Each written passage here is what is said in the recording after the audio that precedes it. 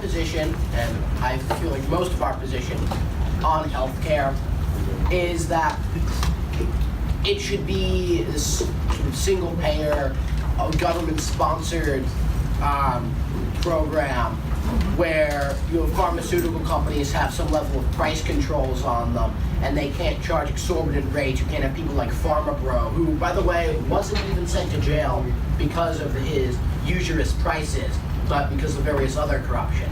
So we allow this legal inflation of prices. Overall, the debate went well.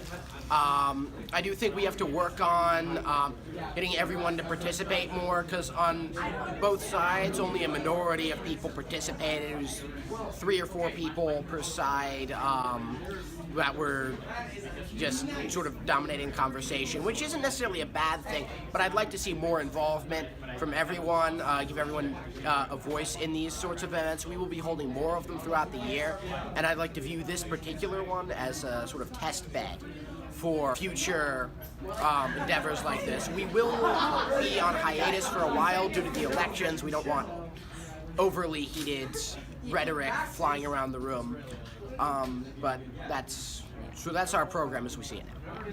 And we pay $10,000, I believe, per year per person, whereas a country like Britain pays 4,000 USD per year per person, and they have a single-payer system and a lot more socialized healthcare in a way we do not here. Socialized kind of not. This isn't socialized healthcare, but like systems that lean towards that kind of way of working tend to sacrifice quality for the price in which they are offered for. So you can see this in Canada, most prominently as a neighbor of ours. There is basically socialized healthcare, and everything is. Alrighty, so we did this little debate thing with the Young Democrats and Young Republicans, and I think there was a little bit of, the Democrats didn't have as many people as the Republicans did here, and I think that's because there was a lot of tests, like unit tests, going on today especially. Turnout wasn't that great, poor planning, both sides, big sad. Alright, that's all. Care is government is not supposed to be run like a business.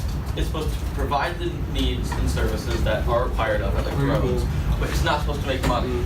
Now, the thing with privatized healthcare is when you are making money, you have a much larger incentive for innovation. Well, I feel like it was a pretty good first debate. I mean, of course, they'll get better as the year goes on. And the Young Republicans Club just restarted this year, so we're still trying to figure out like what exactly we're really doing and how we set the procedures up. But I feel that was pretty good for a first debate. Proton therapy used to cost a huge amount of money. My uncle, he had a huge amount of money. He spent it on the proton therapy, and now and so there's more money going into that in that system, and now it's becoming much more widespread and usable.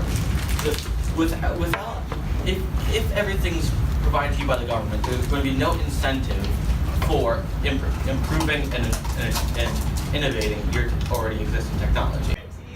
Well, I would say that there were a lot of good ideas thrown around today. It was an educated debate, a debate that informed the people who were here, and I would say it was definitely a spirited debate, especially towards the end.